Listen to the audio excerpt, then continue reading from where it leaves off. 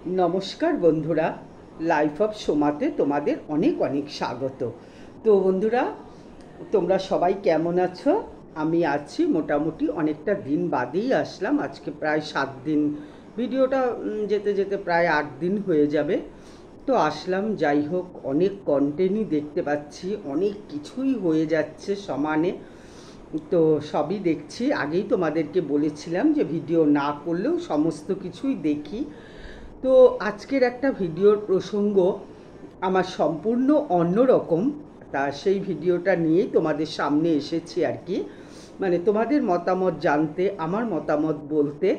তো তোমরা তো যাই হোক মতামত জানাও না, ঠিক আছে, আমার মতামতটাই শোনো, সবই ঠিক আছে। যেদিন মনে হবে সেদিন অবশ্যই জানাবে।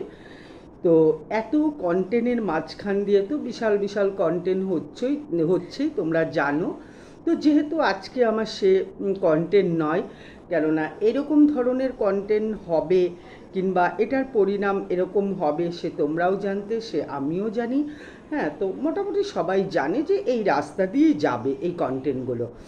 কিন্তু বন্ধুরা, এত কন্টেন্টের মাঝখানে একজন কিন্তু ঠিক গুটি গুটি পায়ে এগিয়ে যাচ্ছে, তাকে কিন্তু আমরা একদমই ধরতে পারছি না। তার প্রশংসাই করে যাচ্ছি, প্রশংসা অবশ্যই প্রশংসা করার মতনই, সে অনেকই মেহনতি, বলে লাভ নেই। সে হচ্ছে আমাদের প্রিয়া দিদি। তো প্রিয়া দিদি, সত্যি কথা বলতে যেটা বন্ধুরা, অবশ্যই আর কি, যে যথেষ্ট, খুব একটা বয়স আমাদের প্রিয়া দিদির না।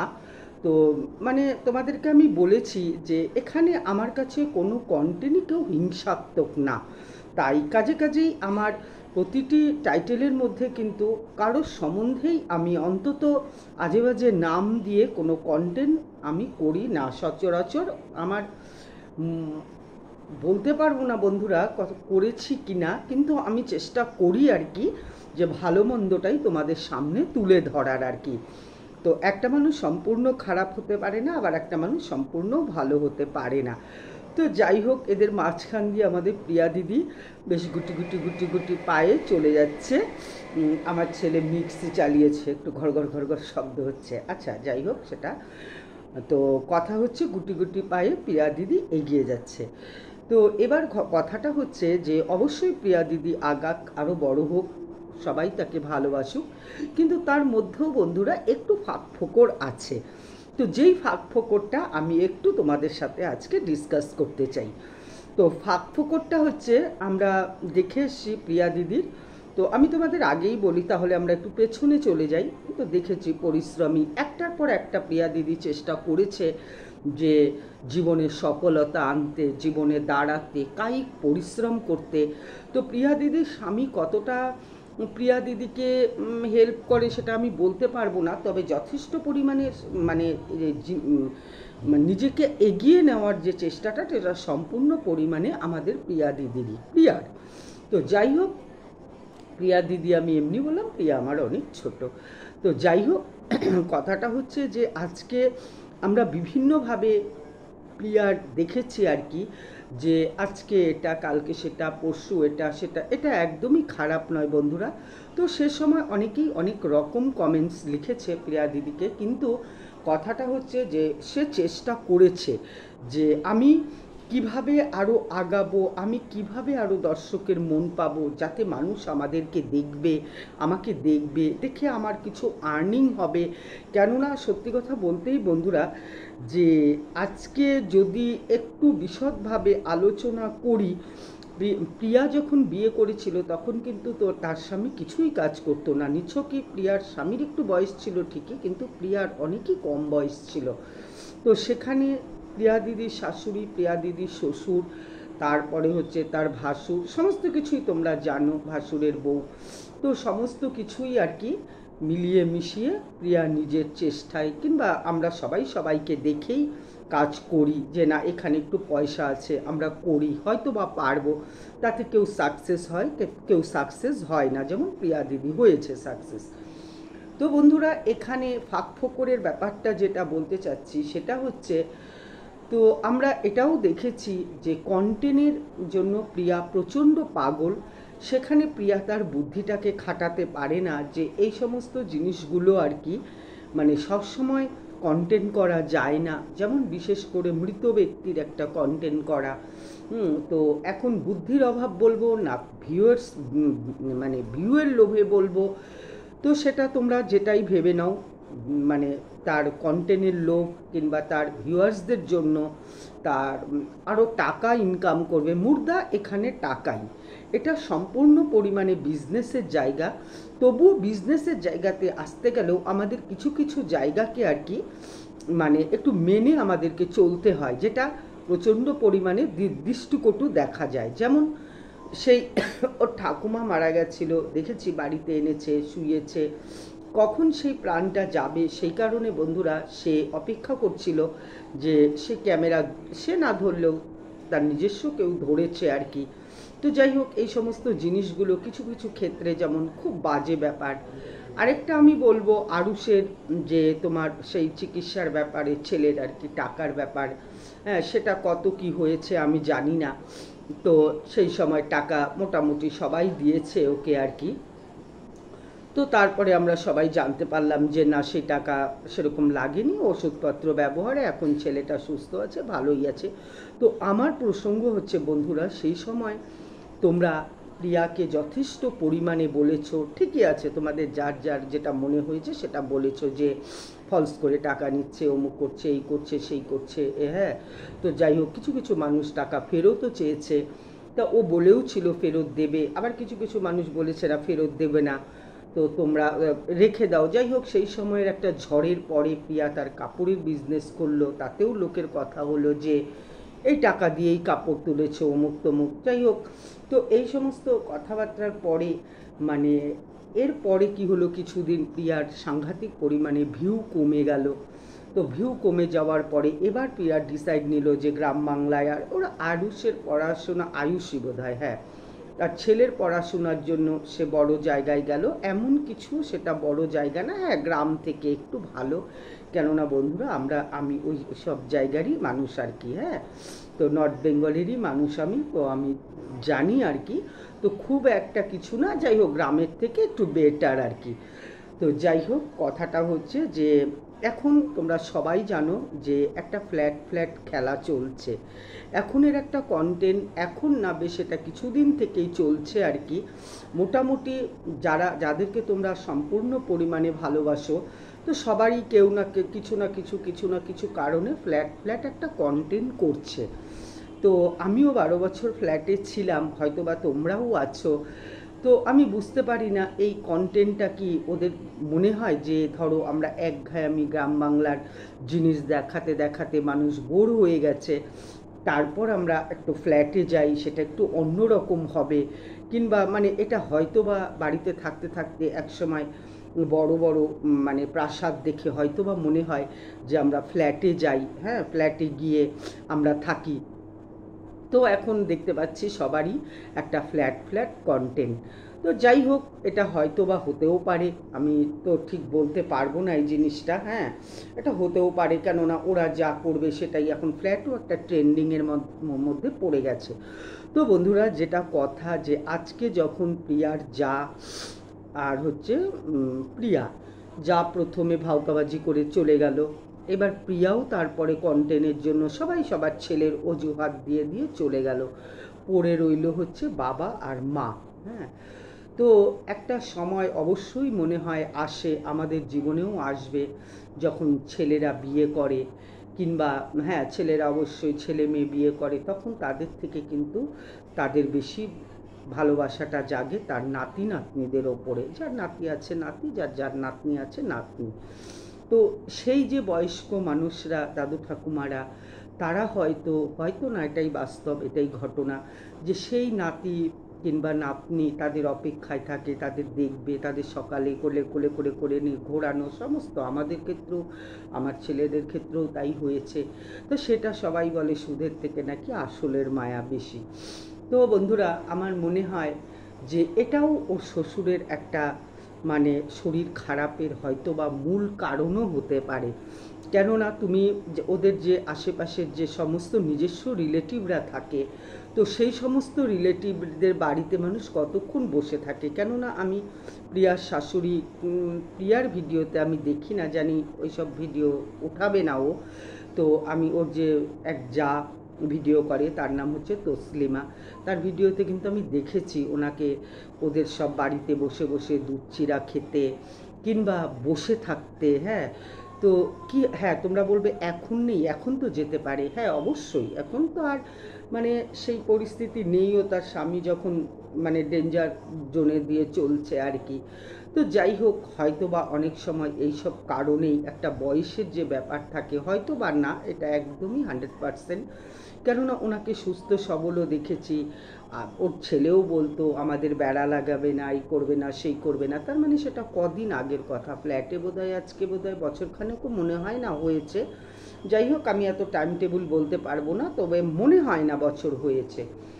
তো সেখানে আর এবার কল্পনা বর্মণ তার যা, আমার প্রশ্নটা বন্ধুরা এটাই, যে একটা তো গেল, আমার প্রশ্ন এটাই যে হয়তোবা এই সমস্ত কারণের জন্য অসুস্থ হয়েছে, আর এর পরের কি চিকিৎসা ব্যবস্থা সম্পূর্ণ ওদের ওপরেই, ওরা চলে এলো। হ্যাঁ, এবার একটা দেখো, ফ্ল্যাট ছাড়ারও একটা সম্পূর্ণ পরিমাণের, আমি বলবো এটা বাহানাই। কেননা ও কোনো দিনই কোনো জিনিসকে স্টে করতে পারে না। সে তোমরা প্রচুর জিনিস ওর দেখেছো জীবনে, প্রচুর মানুষও কমেন্টস করেছে, কিন্তু সে সমস্ত জিনিস আর কি আমি দেখেছি স্টে করতে পারে না ও। তো সেখান থেকে চলে এলো। কেননা আজকে যখন শ্বশুরমশাই আসলো, 4-5 দিন 7 দিন হয়তো ওর সঙ্গে ছিল। হ্যাঁ, তার জন্য ওকে ফ্ল্যাট ছাড়ার কোনো মনে হয় না দরকারটা কি খুব একটা ছিল ফ্ল্যাটটা ছাড়ার। কেননা তোমার উনি তো তারপরে বাড়িতে হ্যাঁ, এরকম ক্রিটিক্যাল ডেঞ্জারাস অবস্থা, সেটা তো অবশ্যই ডাক্তার বলে দিয়েছে। যখন প্রাইভেটে ডাক্তার দেখিয়েছে কিংবা হসপিটালে, নার্সিংহোমে, যেখানেই ভর্তি করিয়েছে, তখন তো তারা অবশ্যই বলে দিয়েছে যে এটা ক্রিটিক্যাল পেশেন্ট। হ্যাঁ, তো সেটা বাড়িতে রাখাও সম্ভব না, নার্সিংহোমে কিংবা অন্য কোথাও হসপিটালে, যাই হোক সেখানে রাখতে হবে। তো সেখান থেকে তা এসে বাড়িতে রাখার পেশেন্ট না, ফট করে বাড়িতে চলে এলো। তো যাই হোক, আরেকটা জিনিসও দেখি এদের কন্টেন্টে, বেশ এরা একটু ঘর দুয়ার ওদলে ও মানে অদল বদল, হ্যাঁ, ফ্ল্যাট থেকে বাড়ি, তাতে বাড়িঘর নোংরা হয়ে থাকবে, সেই কন্টেন্টটা করেও মানুষের ভেতরে সাংঘাতিক পরিমাণে একটা মায়া আসবে, দয়া আসবে। হ্যাঁ, যে কত পরিশ্রম করছে, কত পরিশ্রম করছে। তো ইউটিউব না সত্যি সত্যি একটা বিজনেসের জায়গা হয়ে গেছে বন্ধুরা, সত্যি সত্যি। কেননা দেখো, আমি সবাইকেই দেখছি, সব দেখছি, হ্যাঁ, কিন্তু সত্যি সত্যি যদি বিজনেসের মানসিকতা মানে আমার মধ্যে থাকতো, তাহলে আমি হয়তো আজকে তো প্রায় বহুদিন হলো আমি শর্টসও বন্ধ করে দিয়েছি এই চ্যানেলে। হ্যাঁ, বন্ধ করে দিয়েছি না, আমার মনটা যখন ভালো লাগে তখন বসি। যখন আমি একটা জিনিসই জানি বন্ধুরা, 4 আঙ্গুলে যদি থাকে কেউ নিতে পারবে না, আর যদি 4 আঙ্গুলে না থাকে তাহলে কেউ দিতেও পারবে না। তো কথা হচ্ছে মানে এই সমস্ত জিনিসগুলো আর কি আবার পুনরায় পুনরায় পুনরায় মানুষের একটা ফ্রেশ মাইন্ড এই ব্লগাররা তৈরি করছে।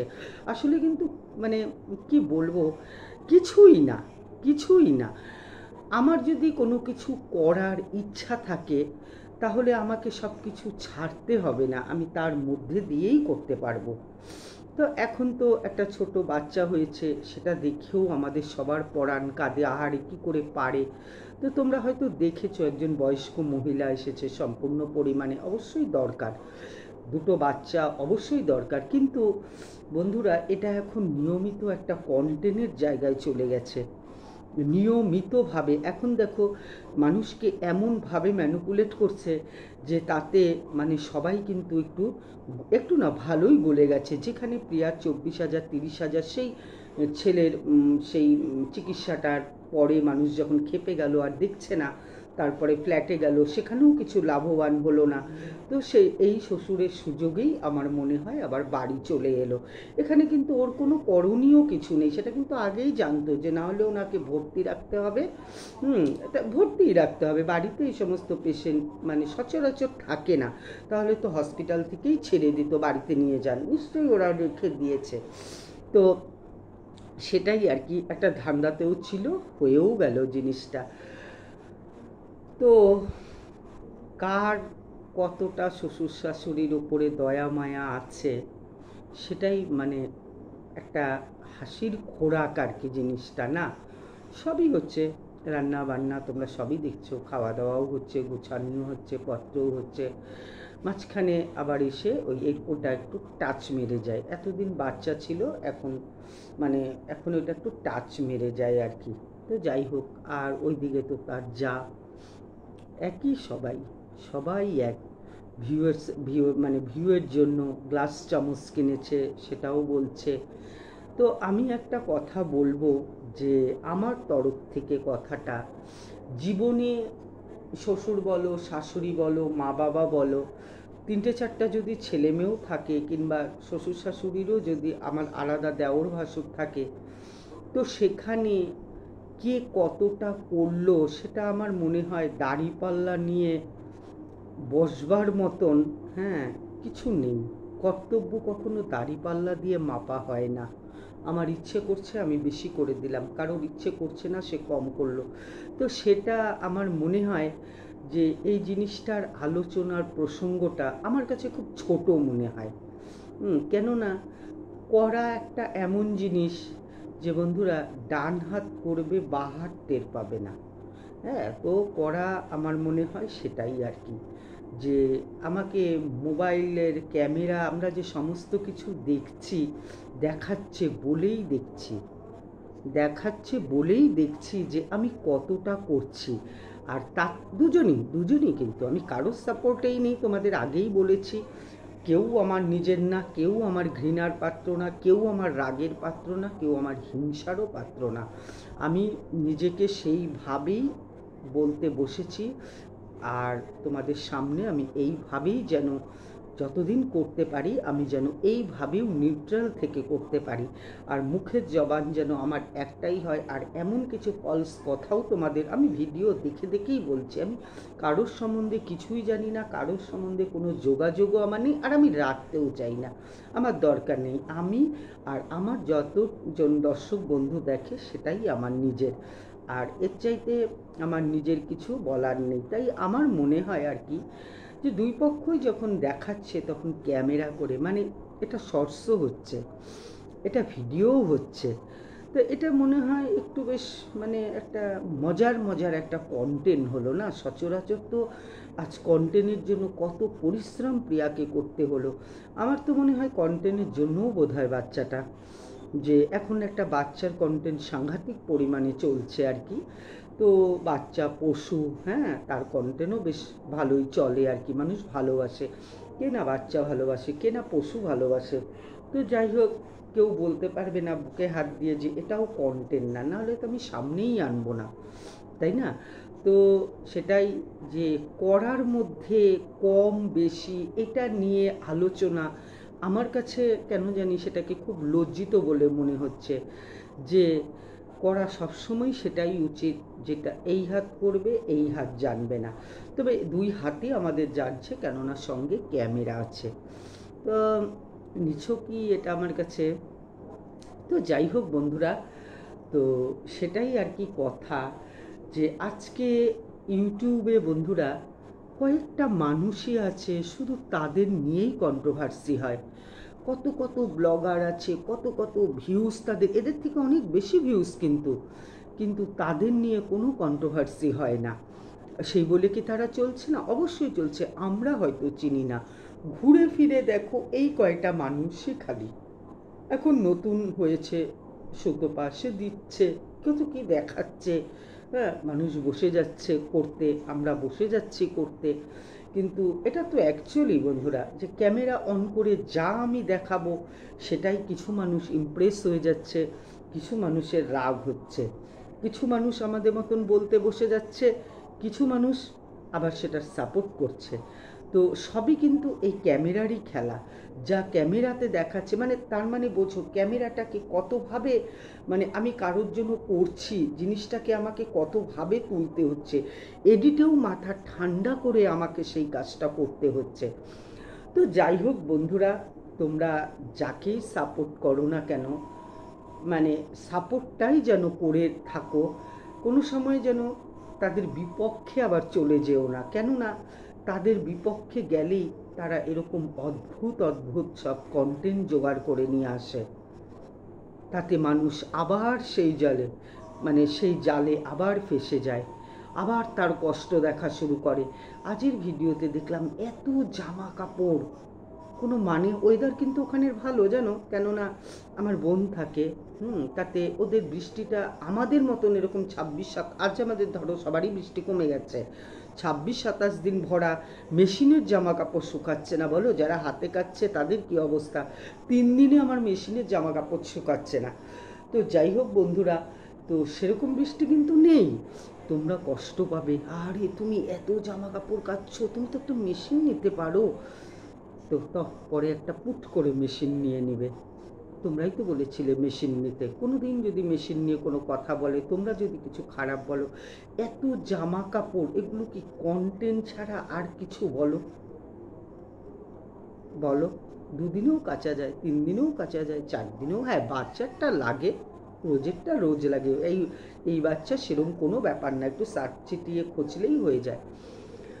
সেরকমই তো কল্পনা বর্মনের নাম তো কেউ জানতো না বন্ধুরা, সে অবশ্যই প্রিয়ার মাধ্যম দিয়ে জেনেছে। প্রিয়ার হার্ডওয়ার্কিং করতে করতে করতে করতে এমন জায়গাতে চলে গেছে যে কোনটা কন্টেন্ট না, কোনটাকে তুলবো না, সেটা তুলতেই হবে, এস্টাবলিশড আরও হতে হবে, আরও বড় হতে হবে।